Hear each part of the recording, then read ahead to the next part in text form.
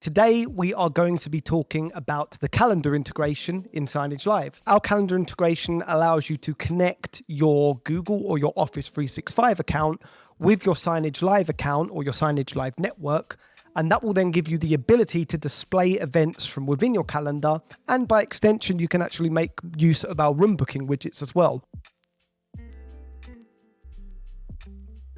Let's go through the process of building this out ourselves. So I'm going to jump over to Signagelive now. Here we are in my Signagelive network, and the first thing we want to do is jump over to the calendar integration app. So that's going to be accessed by clicking the top left up here. Then we're going to click calendar integration. One thing to bear in mind is that if for whatever reason you do not see the calendar integration here, what you might want to do is go over to your network drop down here and click edit. The calendar integration is one of our network applications in Signagelive, and in order to access that, you do need to have that enabled on your user account. So if for whatever reason you do not have that on your user account, what you can do is come into here, and then we're going to go over to network applications here, and you can see that we've got here calendar integrations. I would click on this cog here, and then you can see what users have access to the calendar integration. In my case, it is my user account and it is my test user account, which is the account we're going to be using today. If I were to add a new one though, I could simply hit new user and I would be able to pick from all of the users that have access to this network. It just so happens that no one else has access to this network. Therefore, we've got no users here because all the users already have access to the calendar integration. Let's jump over to the calendar integration. So I'm going to click the cog in the top left and I'm going to click calendar integration. And this should swap us over to the calendar integration app now. Now, immediately we are met with Joe's room, and that is because I've already set up a room here. Today we're going to go through the process of setting up a new room. That room essentially will create an API key, and that API key is what we use to link this to our apps from the Signagelive marketplace. We need to link a Google account or an Office 365 account to our Signagelive network. If we hit the services button up here, that's going to allow me to go and log into whatever service I wish to use.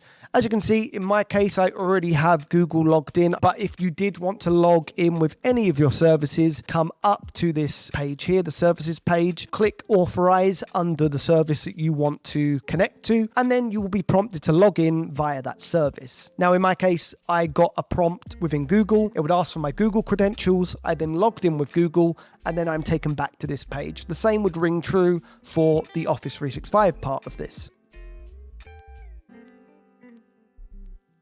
But let's jump over to Google for a moment because I just want to show you what we've got going on the calendar side of things. Here I am in Google. I'm going to go over to my calendar now. And here you can see I'm in Google Calendar. If you're not familiar with Google Calendar and you're an Office 365 user, of course, you will have a different method of getting to this. If you take a look here, for example, I've got two calendars that I've currently got set up.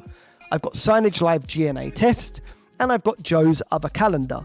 What I can also go and do, if I go down here and create another calendar, so let's do create new calendar now. Let's go Joe's Test Calendar 2. So now we've got a secondary, well, a third calendar here now. This is just a generic account that I set up. And now you can see we've got three different calendars. We've got Signagelive GNA Test, we've got Joe's other calendar, and we've got Joe's Test Calendar 2. And in fact, what we actually recommend when you are creating a calendar integration instance, we recommend that you set up a calendar with an entirely new account. So in my case, let's say I was doing a calendar for this room that I'm in now, I could do signagelive.bookings@gmail.com. That would be a unique email that is unique to this particular calendar. So it's not one that I'm using every day. On the other side of this though, if you did want to use your own personal calendar, you can of course do that. But what you run the risk of is putting your other calendars on display. And depending on your calendar setup, you might not want all of your events on display. So in my case today, I'm making this on a new account because if I logged in with my regular Google account, I would of course get all of my bookings and all of my calendar events that are on that account. If I go back to the calendar now, we have these three different calendars. We've got Signagelive GNA Test, we've got Joe's other calendar, and we've got Joe's test calendar too. Now, these are the calendars that are going to populate over in the Signagelive calendar integration.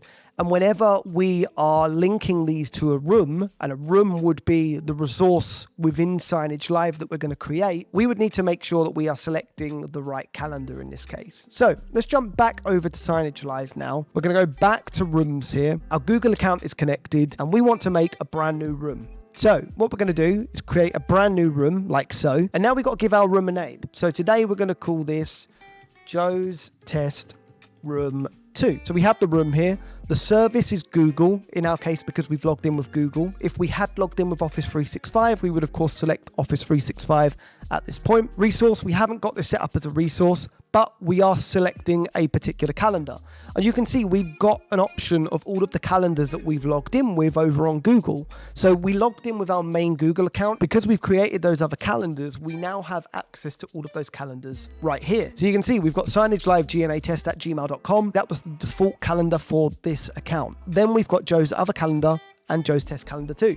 Today, we're going to work with Joe's test calendar too, because as you saw, I already had a room set up with one of my calendars. So what we're going to do today is we're going to set up a brand new room with Joe's test calendar too. And now we're going to hit save changes. And now what that's going to do is create an API key for this particular calendar. Now we've got an API key. This means that we can link this to any of our apps within the marketplace.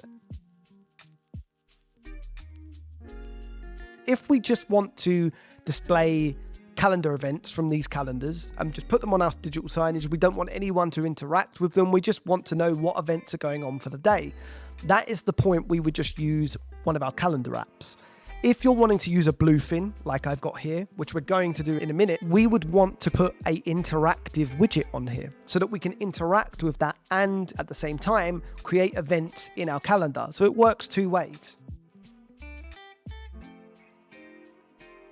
But let's put this into practice today. So we're going to jump over to Signagelive again. And we're actually going to come out of the calendar integration app now. But what I am going to do is take note of my API key here. You've got a nice little copy to clipboard button here, which I'm going to click. Now I'm going to jump back over to Signagelive. We're going to jump over to content, playlists, create and edit. And now we're going to go straight into the marketplace. So I'm going to click the marketplace button over here on the left. We have an array of different calendar apps and room booking apps as well. You can see right at the top here, we've got calendar here and you've got more calendar down here. So I'm going to click on calendar and we're just going to grab a generic one. Now these generic ones, you can still put these on the Bluefin device. You can put these on any of your digital signage displays. These are just simple ones that aren't going to interact with the lights. In my case, I just want to grab one of these just to show off the sync between the two calendars. Let's go with this one. So I'm going to add this to my Signagelive network. And now we've got this added to our Signagelive network.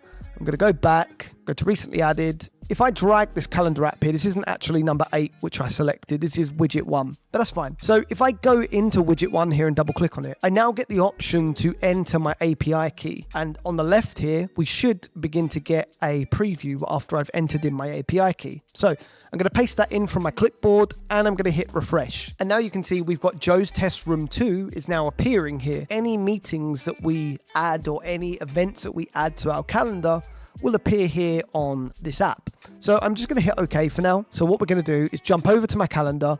We're going to make a brand new event under Joe's Test Calendar 2, and we're going to add it for today. So if I go create event, we're going to call this Joe's First Booking Event 1. Now, if I go down, grab this here, and we're going to change this to Joe's Test Calendar 2. Because that is the one that we've got with our room that we've created within the calendar integration app. Now I need to pick a time for this event. I'm now going to hit save. As you can see, we very clearly have an event booked here for today at 4 p.m. So I'm going to jump back over to the room booking app now, and I'm going to hit refresh. And I don't think this will appear yet, but I'm just going to hit refresh and see what happens. There you go. So what you can see we've done is we've created an event within Google, and that has then populated within the app here. In the meantime, what we're going to do, I'm going to set up another calendar integration instance. And we're going to set up with that other room that I had set up, which I actually have here already. So under Joe's room here, we have this API key already set up. If I go into the edit options over on the right here, in this particular room, so this was just Joe's room, this was the first one I set up before we got on the stream here, you can see we've got calendar, Joe's other calendar, and that's going to be the one that we're going to use for this instance. And I'm going to use the room booking widget with this one as opposed to the calendar, just so we can keep the two separate. So that's all done already. I can now grab the API key for this one, which I already have copied. I'm going to jump back over to Signagelive, and we're going to go into our playlist editor. Playlists, create and edit, and now we're going to go into recently added. I'm going to get the interactive one now, and I'm going to drag this over. We're going to double click on this now. And now we're going to paste in the API key. Bear in mind, this is the API key for Joe's room 1. So this is for our first room. I'm going to hit refresh, and once again, we're not going to have any events here, and you can see that the room is free. So in this case, what we have the ability to do is we can book the events, and these will then appear over in Google. I'm going to book this from the browser, which usually you wouldn't do, but I'm going to do it for now, and then we will show this on the Bluefin. So I'm going to hit book now. The meeting is called test. The organizer name is going to be Joe. Organizer email is going to be jj@jj.com. Again, if you were setting this up properly, you would set up a proper email. And then duration, we need to select our duration in minutes. We're going to select 60 in our case. And now I'm going to press book. And now you can see that this has now gone red. And this immediately over here as well has gone red too. Because we created the event and it was linked to Joe's room 1, so the first room that I'd set up before the stream, this is what I already had live on the player. So now you can see the event here is called test, and I have the lights that have corresponded with this as well and have turned red to link with the content. We'll go back to that in a moment, but now you can see if I press OK, and now if I jump back over to Google, that has created an event here in our calendar. We've got this here. We have a book now button, an end now button. We also have a book future button.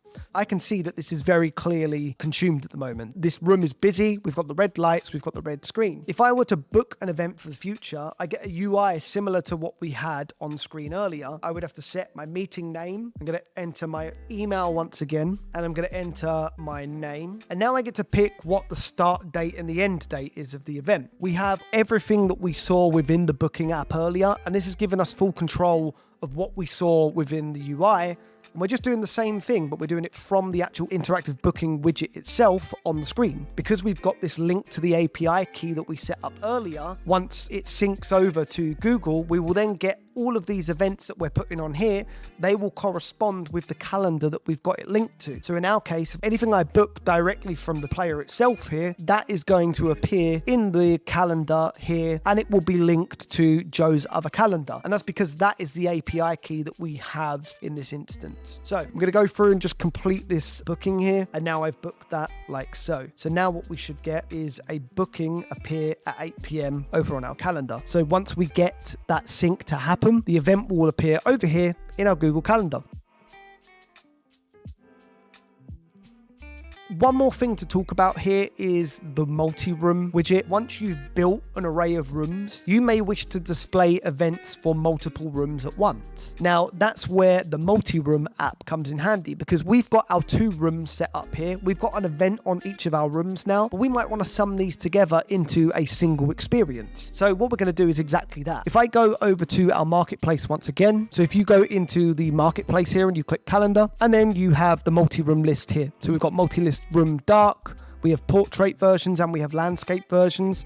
In our case, we're just going to grab one of these light ones here today, and I'll grab the landscape one, and we're going to add that to Signagelive. Whilst that populates, we're going to jump back over to the calendar integration app, because now what we want to do, now we've built 2 different rooms, we want to sum these together into a single multi-room list. If I click the top left here, then go to calendar integration once again. Here we get room lists. When I'm saying multi-room, I'm talking about room lists. So if I click on room lists here, and you can see I've got a list already created here. I didn't actually do anything with this, so I'm going to delete this one. And what we're going to do is make a new room list. We're going to call this Joe's room list 1. We're going to call this a list of rooms. Hit save changes. And now we're going to add each of our individual rooms to this room list. You can notice straight away that we've got a unique API key. And this API key in this instance corresponds with this list that we're about to build. So you can guess where we're going to go next. We're going to go and grab that API key and throw it into the app. Before we do that though, we're going to build the list here. So if I go add room, I can select my rooms. We've got Joe's room, which is the one that I set up before the stream. And we've got Joe's test room too. So if I select the first one, I'm going to hit display order. I'm going to leave that as 0. And I'm now going to go add room. And I'm going to select test room 2.